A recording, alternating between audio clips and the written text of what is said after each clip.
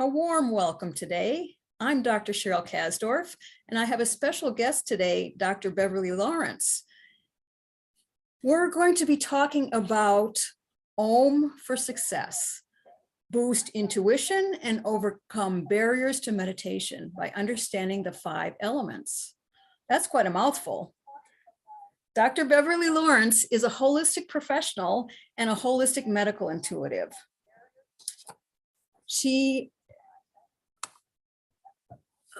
Her passion is to help people obtain and maintain optimal health, and she does this through her Dancing Bear Healing Center and her Dancing Bear Enlightenment Academy. Welcome, Dr. Beverly. Hi, thank you, Dr. Cheryl. So why is it that people have barriers to meditation? What's going on? Well, some of the things I hear from people are, well, I'm not going to sit there and go, or I can't sit still, or I can't blank out my mind, I can't empty my mind, or I don't have time is another one. That's a big one, actually. People say I don't have time. And those to me are all just excuses. And they really don't understand the purpose of meditation and the right meditation. There's so many different kinds of meditations. So we'll stop right there. What is the purpose of meditation? What is it is not to stop thinking. If you stop having thoughts, you're dead. Okay, that's impossible. So don't do that. Yeah, I always say the function of the mind is to make thoughts. Exactly. Well, actually, a lot of it comes from the belly brain. We have 3 brains. We have a heart brain, a belly brain, the mind brain. The mind brain is the logical processor to put it all together. A lot of our emotions come from our gut. The purpose of meditation is multifold. Okay, there's many purposes, but one of the purposes is to get to know yourself. What are the thoughts going on in your head? Notice them, but don't go with them. Like there are some habits that you might have that you don't like. Well, you'll hear yourself thinking these things. Make the correction at the thought level. And when you go, okay, I talk to myself, okay, that was not a good thought. You're not going to think that way anymore. I mean, I literally tell myself that is not okay. And then I re-script it.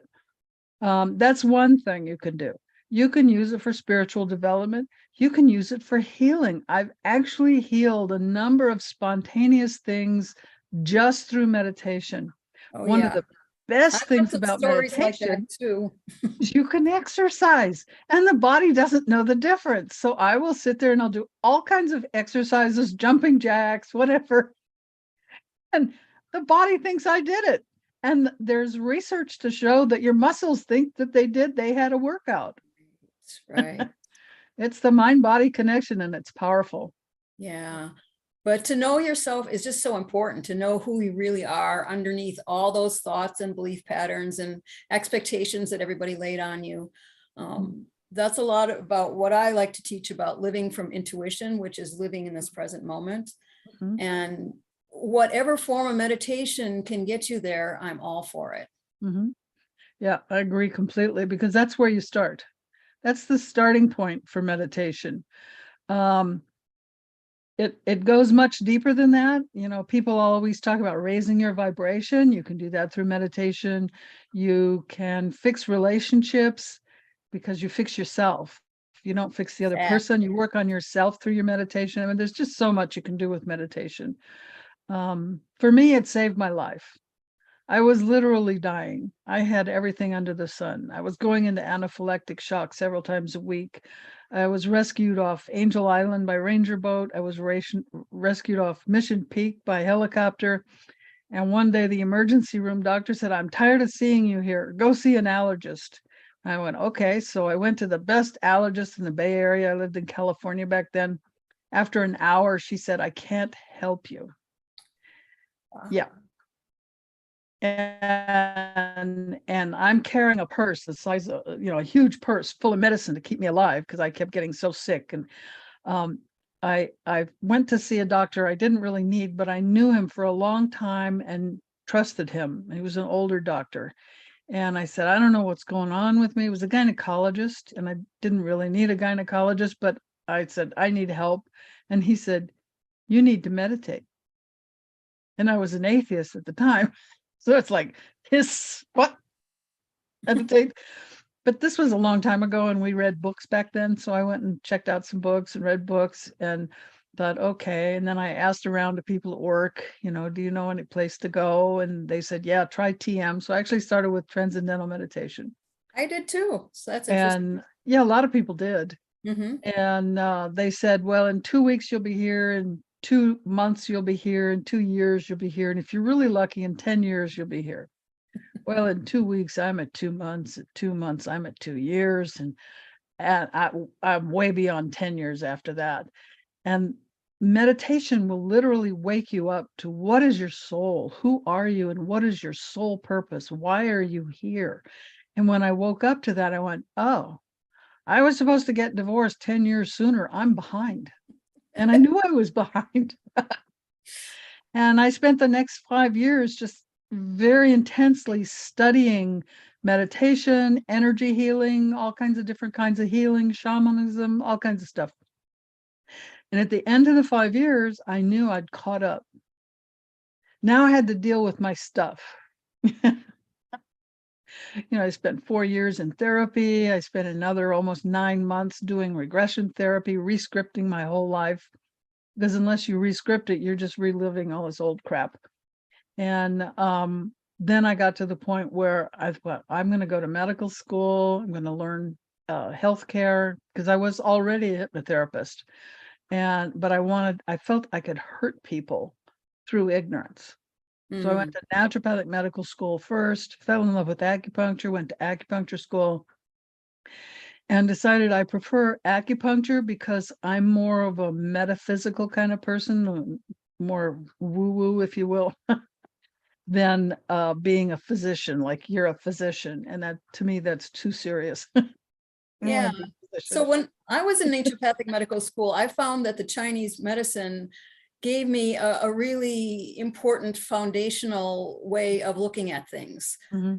With the 5 elements, with correlations of organ systems, with symptoms then. And in fact, my homeopathic mentor said Chinese medicine is the best way to diagnose, and then he added homeopathy is the best way to treat. We have our biases, but it's a really foundational way to look at things, isn't it? Yes, it is. And I would say, not just, I love homeopathy. I mean, I've got, use a lot of homeopathy, but I also use essential oils, which is a type of homeopathy. So I've partnered my acupuncture practice with a lot of essential oils.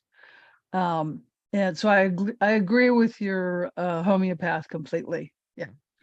So that brings us around to this whole thing about meditation types, right? Well, I meditated, and I was so passionate about meditation. I wanted people to know how to meditate. So I started teaching workshops on meditation and to show people there's different kinds of meditation. This was back in the early 90s. And I ended up writing a book in the early 90s, Meditation Demystified. And it was based on 4 elements, because in the West, we think of 4 elements. And then I went to Chinese medical school, found out there's 5 elements. And then I'm a geek and a researcher, and we've now discovered the 5th element in the West. It's called, most people call it aether. In the United States, they call it ether with an E. And so I wrote the book in 2019 with the 5 elements, and spelled it ether like the Americans. And then after more scientific research, I realized it's aether with an A in front of it. It's not the gas ether. Right. And I added overcoming barriers to success with meditation.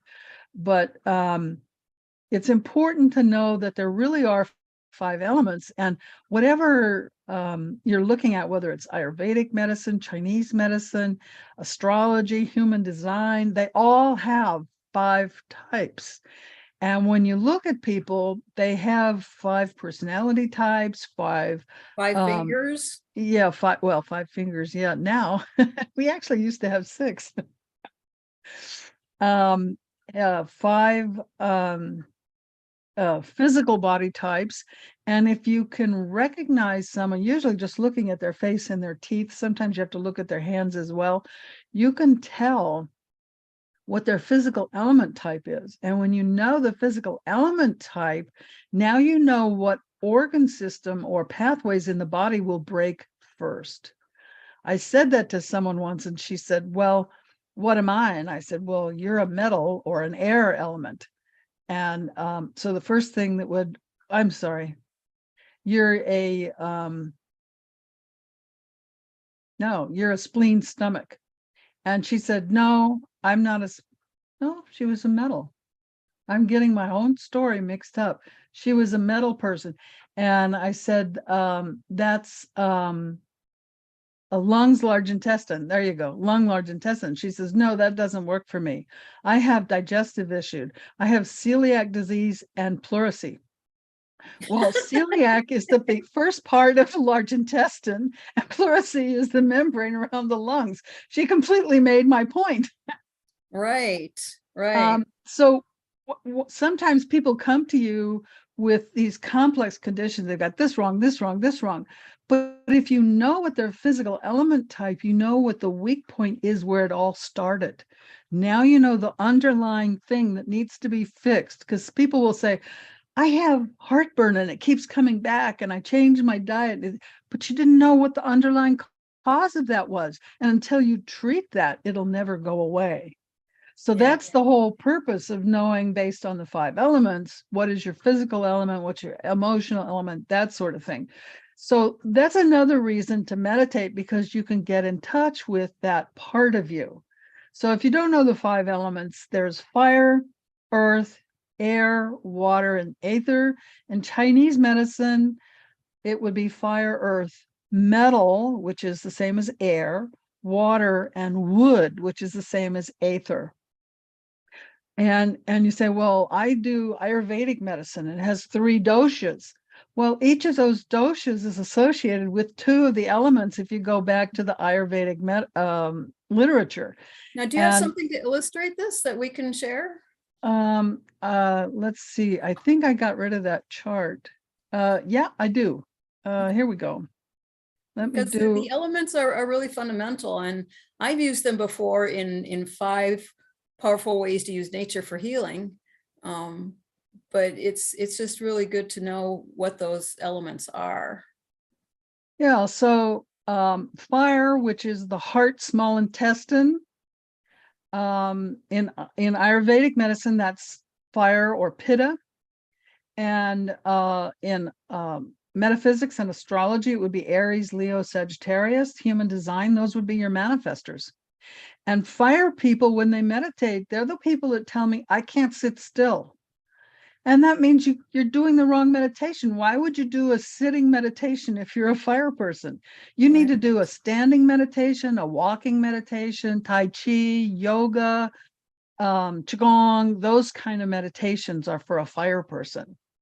Then there's the earth, which is spleen, stomach, and that would be your kaphas.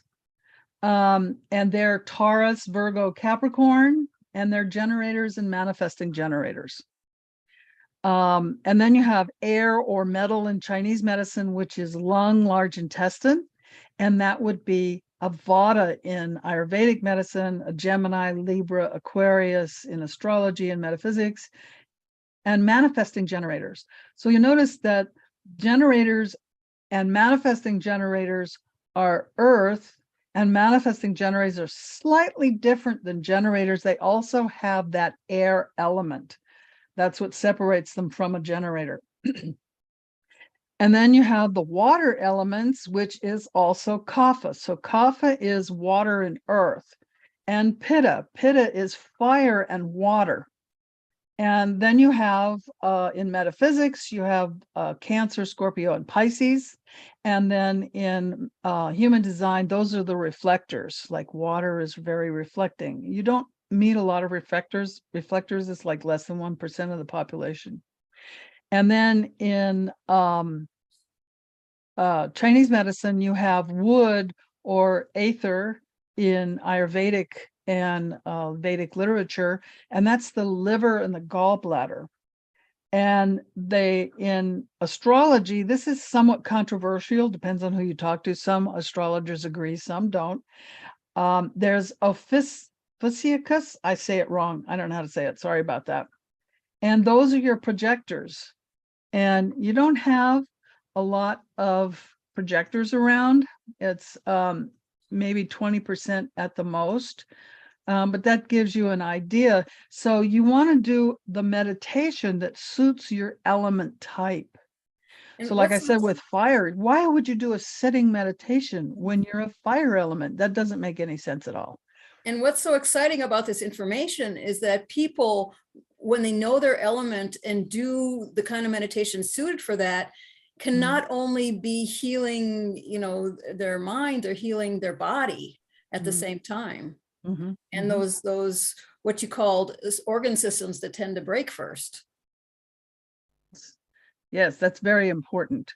Yeah. Let me see if I have another slide that here we go. So do you think most people can identify themselves in that kind of a chart? Or is there more you want to say about each type? Well, it's complicated. I actually have a master program where I teach people how to recognize that. Okay, that's not working. How to recognize it. It's complicated because each of those 5 elements, your face, the shape of your face, the size of your teeth, the shape of your fingers, are you really tall and skinny? Like wood elements and metal elements are both really tall and skinny. You meet these giraffe-like people, long necks and really tall. They're either wood or metal, and the way you separate them is you look at the hands, and the wood people or the aether have really straight fingers and their knuckles don't stick out. Whereas if you go to the metal people, they'll have really big knuckles. So they kind of go out where the knuckles are. And that's how I differentiate between, there you go.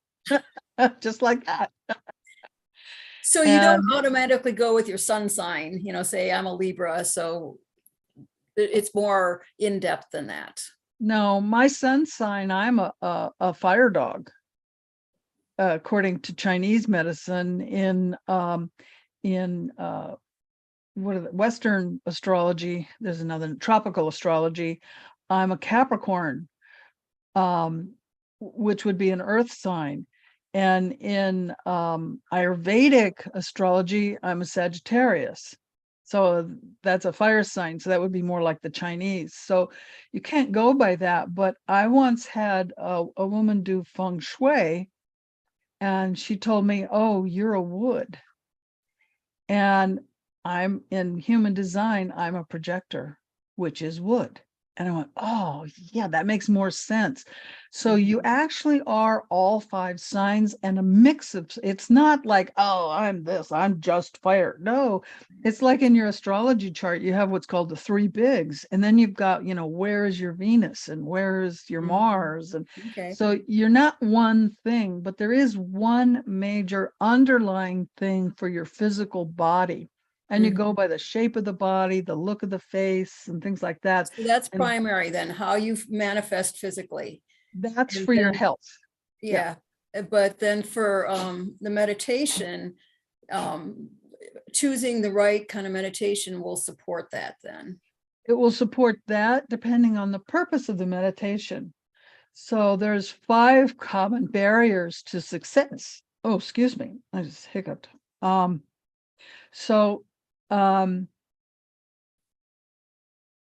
Okay, where did I put them? Yeah, because I get it. There's some people who would, they say, well, running is my meditation, and that's where they're comfortable. And other people, with the busy mind, it's learning to have the proper relationship with thoughts, so that can fall away. Well, there's common barriers to success. And one of them is you may have a lot of emotional stuff going on. Maybe you overreact. Maybe you get triggered. How many of you get triggered by something? When I was young, there was a whole lot of things that triggered me. And as we get older, we feel some of those triggers. But there's some things that may still need healing.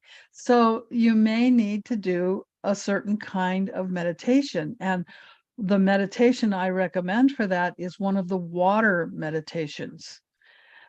Because water is the universal solvent. Water is healing. What do you do when you got a boo-boo? You run it underwater, right? Or you put it in your mouth because it's liquid. There's just water.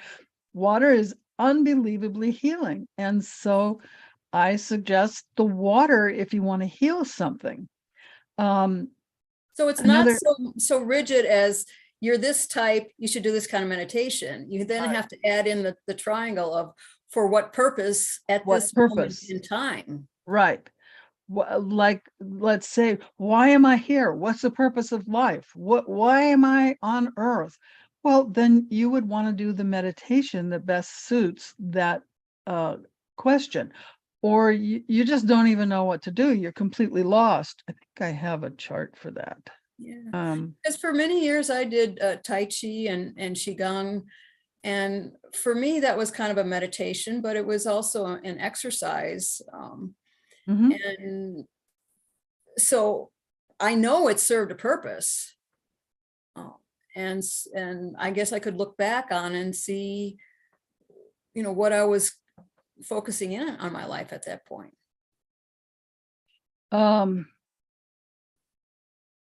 Yeah. I use meditation for everything. If I'm to the point now where when you first start out, you need to do like 10, 20 minutes at a specific time twice a day. That is the best way to get started. Eventually, you need to make longer meditations, maybe 20, 40, 50 minutes an hour. And I used to then, if I had something really serious, I would meditate 4 or 5 hours. I'd set up an altar and I would sit down, I would turn off the phone, and I would I'm going to sit here until this problem is solved. The Hawaiians do that. They would stand at the beach and watch. And if they had to stand there 24 hours, they stood there however long it took, watching the oceans until their problem was solved. So that's one way. But if after a while, now I can just go into a meditation very quickly, get the answer I need. But that was like over 10 years. It took me a lot of shamanic journeying, a lot of healing. You get to the point where you're almost in a meditative state all the time. You stay connected to source. Yeah. And I think that is the purpose of life. And that's a lot of what I teach too. And a lot of my experience is being connected, resting in this present moment where all of life is, but that for me is a meditative state. Yes. That's where the real goal of meditation is, to get to that point, but you're not going to get to that point right away. It takes years and a lot of work. You have to heal yourself. You have to heal all aspects of yourself. And the only way you're going to do that is to get started. So that's why I try to show people, get started, do it, put it in your calendar, budget the time, make the time. It's too important in your life. And all of a sudden, the first thing that you start noticing is miracles in your life. Stuff happens. You think of something and then it just happens. And you go, wow, I was just thinking of that. I was just thinking of somebody. And then they called me. It'll be small stuff at first, but then it gets to be big stuff. And you realize how powerful you are. I had cancer. I knew I had cancer. I knew I would never do any Western stuff because it almost killed me. And I was past that. And I got to the point where I was in so much pain, I couldn't deal with it anymore. And so I went to the doctor. He says, oh, I've got to send you to a specialist. So I made my appointment. I went home and I did a shamanic journey crying. And I says, I'm not doing anything. Crap. I mean, you get scared when yeah, you really have cancer. And in comes Raphael and 3 angels, and I passed out. And I woke up hours later. I know it was hours later because it was dark out. I had to turn the light on. And the first thing I noticed was all the pain was gone. And I had this pink thing on my chest that was now orange. So I made the appointment with the oncologist. And when I went in to see him, he said, I don't understand this. You have this kind of cancer. And he pointed at a chart and he says, but it looks like it's going away. He said, if it's not gone in 2 weeks, come back. And, that was back in the early 90s. And that's when I learned the power of what I had in my hands, Yes. and that's And I've why got it's, stories like that. Well, not quite that extreme, but I've got stories too. Yeah. Yeah. it's just Right. amazing what you can do when you finally meditate and get to know yourself and work on yourself. And your So meditations will tell you. how can everybody who's listening in begin? If they haven't already begun, where do they start? Where? Um, One of the easiest things to do is to listen to guided meditations, and they're all over the internet. They're all over YouTube. I do a live guided meditation every Thursday night on YouTube. I'm sure you have meditations probably in your app and everywhere. So how does that fit Um, in with the elements? Can any well, element do a guided meditation? anybody can do a guided meditation. It's what you do is you decide, can I sit? Do I need to stand? Do I need to walk? Or do I need to lay down? Mm. I don't suggest laying down if you're tired, because you'll just fall asleep. But But then we always talk about the body gets what it needs, right? yes, so if you're that tired, you need sleep. Mm-hmm. But if it's like in the middle of the day, sometimes I will just meditate. Maybe I have 10 minutes and I'm tired and I have to do something. I'll do a 10-minute meditation. Instead of preparing, I'll do a meditation. I do a meditation before I do the live meditations on YouTube, because I say, what am I supposed to talk about? And I'll get the information. This is for the meditation you're going to do tonight. Okay. And then I'll go do the meditation. So I meditate to ask, what should I do? I meditate to, what's the best procedure? What am I supposed to do next? I mean, I use meditation for everything in my life. And I know a group of my cohorts, we talk about how being in this present moment as meditation, it's like you don't even have to plan. Mm-mm. As long as you're not in your head, as long as you're allowing life to live through you. I mean, that was the whole gist of Michael Singer's The Surrender Experiment, that book that he wrote about, where, he just allowed life to live through him. He didn't plan. And, I don't recommend that to start with, but that is actually one of the places that you can get to when you practice this. And one of the benefits that I find from it is that it's such a relief that I don't have to worry my mind about things. And, I have skills, I pay attention. It doesn't mean, I'm just going to be happy-go-lucky, but by allowing life to be lived through me, I can be more present and be responsive in the moment. Absolutely. And that's what meditation does for me. Yeah. That, and I know sometimes I'll be working with a patient and I'm in a meditative state and I will say things, stuff just comes through and I'll say it. And people will come back and they'll say, you said this to me and it meant so much. And I don't even remember saying it because it didn't come from me. It didn't come from my ego, from my thinking, or from my training. It came from source through me.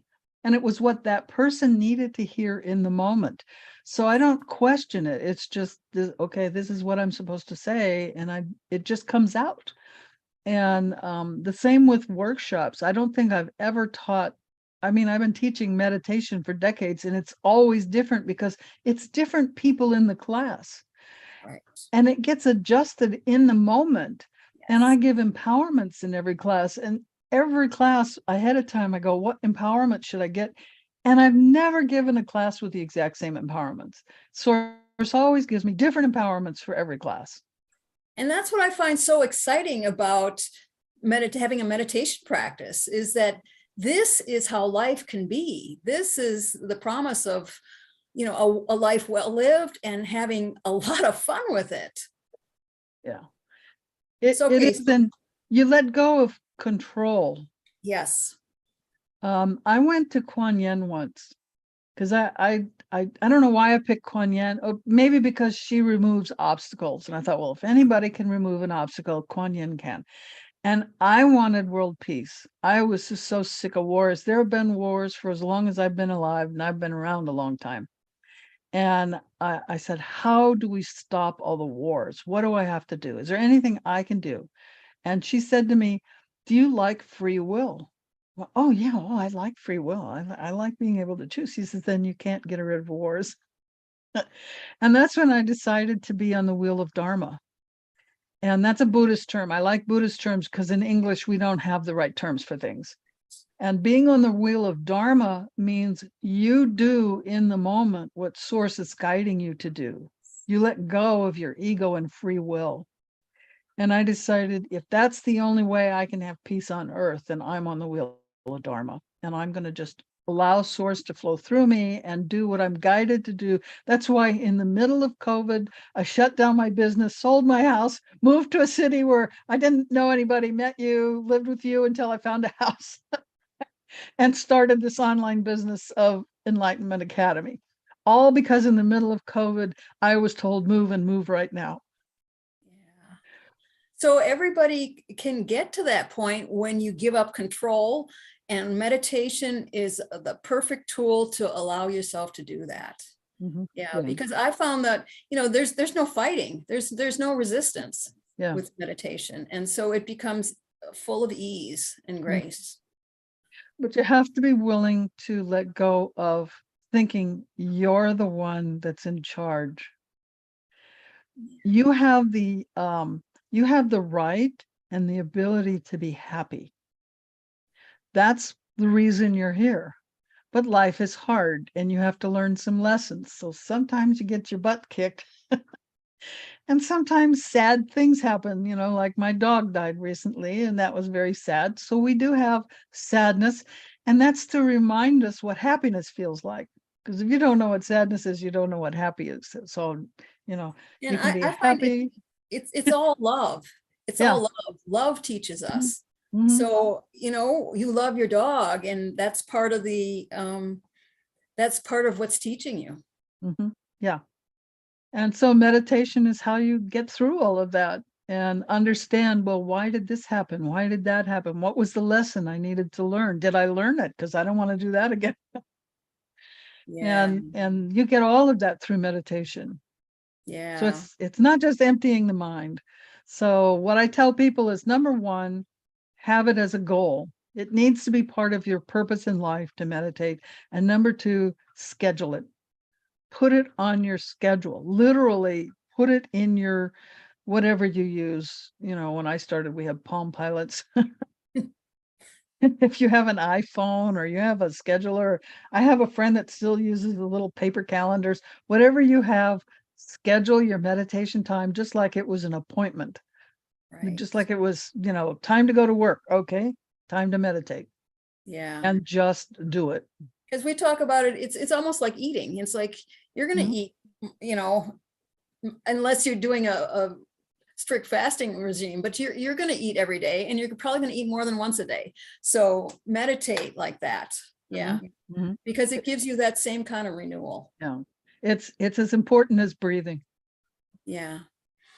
Yeah. So how can people find a few more details about these elements of that they are, and the way that they can overcome obstacles to meditation?